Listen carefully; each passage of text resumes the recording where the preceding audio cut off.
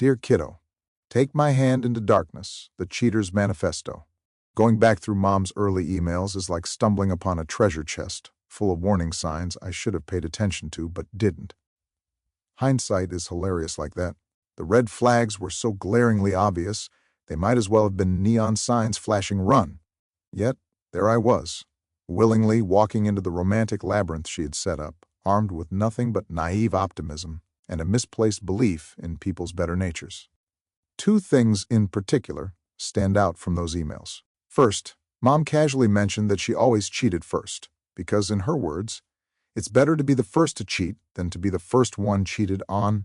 Second, she claimed that she was used to constant communication because of her past relationships with older men and European men, who apparently texted her incessantly throughout the day. Let's unpack this delightful Pandora's box of crazy, shall we? I always cheat first. A romantic red flag parade. When Mom wrote that she always cheated first, I should have packed up my metaphorical suitcase and sprinted for the nearest exit. But no. Young, hopeful me thought I could rationalize this as a harmless quirk. Maybe it was her way of saying she'd been hurt in the past, I thought. Maybe she was just guarding her heart. How cute. Spoiler alert, it wasn't cute. Cheating as a preemptive strike.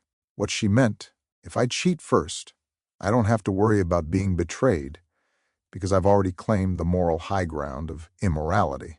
What I heard, I've been through a lot, and this is just my way of protecting myself. You're different, though. You'll change everything. Looking back, it's clear that this wasn't a quirky defense mechanism. It was her playbook. Mom wasn't protecting herself from heartbreak. She was playing offense in the game of relationships. She was the romantic version of a soccer team, intentionally fouling so the other team doesn't get the first goal. It was like she believed that cheating was a zero-sum game, and if she wasn't winning, she was losing. Hilarious in retrospect. A warning sign at the time? Absolutely. The European texting standard.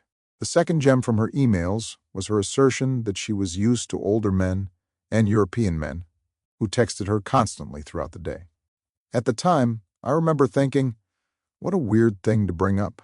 But being young and dumb, I chalked it up to cultural differences. Surely, she didn't mean she expected me to be glued to my phone all day, constantly peppering her with affirmations.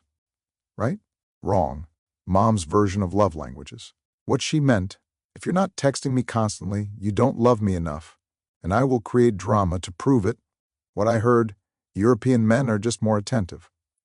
Maybe I should take her on a gondola ride or something. It's only now, with the benefit of hindsight, that I realized she wasn't craving attention out of love. She was craving control. Those constant texts weren't about connection.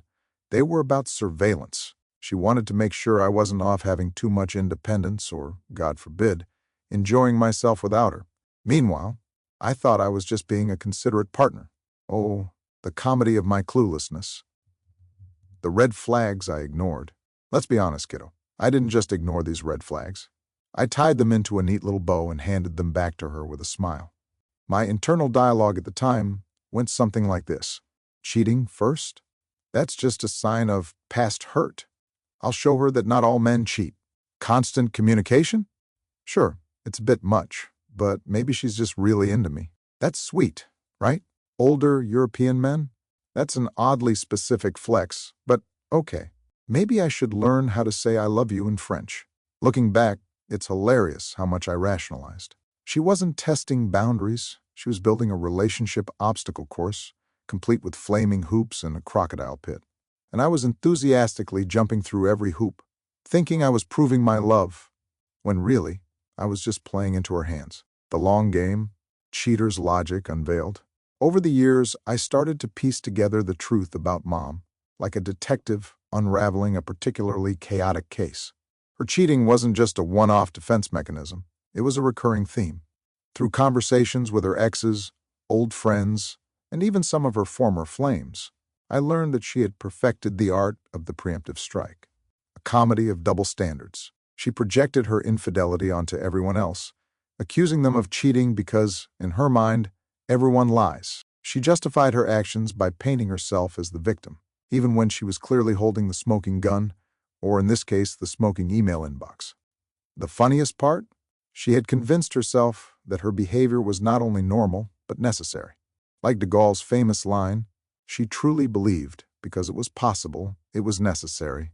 She cheated first because she could, therefore she must. The logic was as airtight as a colander, but she lived by it. Lessons learned. How not to be a doormat. Dear kiddo, if there's one thing you take away from this story, let it be this.